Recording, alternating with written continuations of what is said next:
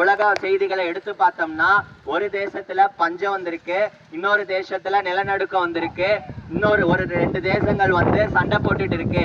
இதெல்லாம் எதுக்கு அடையாளம்னீங்கன்னா உலகம் முடிவுக்கு வரப்போகுது.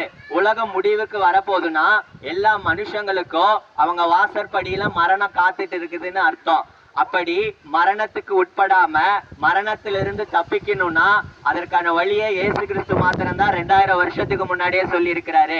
அவரை நம்பி விசுவாசிச்சு அவருடைய ரத்தத்தினால பாவங்கள் மன்னிக்கப்பட்டா மட்டும்தான் இந்த ஆபத்துக்கெல்லாம் தப்பி அவருடைய ராஜ்யத்துக்கு பங்கடைய முடியும். அதனுடைய எச்சரிப்பு செய்தியை தான் நாங்க சொல்ல வந்திருக்கிறோம்.